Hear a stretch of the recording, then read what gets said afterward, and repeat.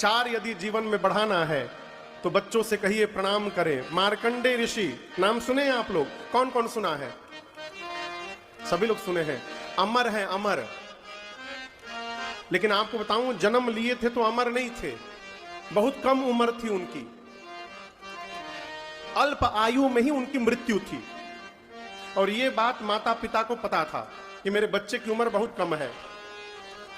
मां ने एक संस्कार दिया कि कोई भी दिखाई पड़े तो प्रणाम कर लो, न जाति पूछो न पाति, बड़ा दिखाई पड़े प्रणाम करो। मार्कंडेय ऋषि इस स्वभाव को जीवन में ढाल लिए। कोई भी बड़ा दिखाई पड़ता था ना, उसको दंडवत कर लेते थे। एक दिन नारद जी आ रहे थे। मार्कंडेय ऋषि छोटे से थे, देखे संस्कार मां का दिया हुआ, जाकर दंडवत कर गए और नारद जी के मुख से निकल गया चिरंजीवी भव। क्या निकल गया? चिरंजीवी भव। अमर हो जाइए, चिरकाल तक जीवित रहिए। जैसे बोले, मार्कंडेय ऋषि उठ करके हाथ जोड़कर बोले, मुनिवर आपका आशीर्वाद विफल हो जाएगा। बोले क्यों? तुम जानते नहीं हो मेरा नाम नारद है। नारद कौन? जिसकी कही हुई बात कभी रद्द न हो, उसका नाम नारद है। मेरा आशीर्वाद कैसे विफल हो जाएगा?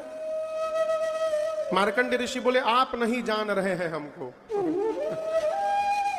मेरी अल्प आयु है, केवल अल्प आयु, थोड़ी उम्र में मैं मरने वाला हूं, और आपने चिरंजीवी कह दिया, तो बताइए विफल होगा कि नहीं होगा? अब नारद जी टेंशन में कि मेरा आशीर्वाद फेल हो गया। बोले काम करता हूं, एक जगह तुमको लेके चल रहा हूं, और ध्यान से सुनो, तुमको अकेले मैं भीतर भेजूंगा, जाना, बिना कुछ बोले जैसे हमको दंडवत किए थे वहां भी दंडवत कर लेना, तब बाद में मैं पीछे से आऊंगा। मार्कंडेय जी बोले ठीक। नारद जी लेके गए ब्रह्मलोक, ब्रह्मा जी के पास मार्कंडेय ऋषि को। बाहर खड़े हो गए, बोले जाओ भीतर जाके दंडवत करो। मार्कंडेय ऋषि गए, जाकर दंडवत कर लिए ब्रह्मा जी को। अब ब्रह्मा जी के भी मुख से निकल गया चिरंजीवी भवा। जैसे ब्रह्मा जी बोले चिरंजीवी भव, नारद जी बोले अब हम टेंशन फ्री हो गए। अब हम टेंशन फ्री। नारद जी, ब्रह्मा जी बोले कैसा टेंशन? नारद जी बोले हमहू बोल दिए थे चिरंजीवी भव, और इनकी बहुत कम उम्र है।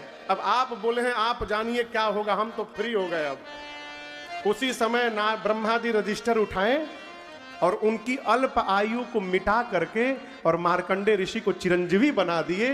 वो चिरंजीवी हो गए। कैसे हो गए? केवल प्रणाम करने से। इसलिए बच्चों को सिखाइए, जो भी दिखाई पड़े, अरे सिया राम कह दिया है,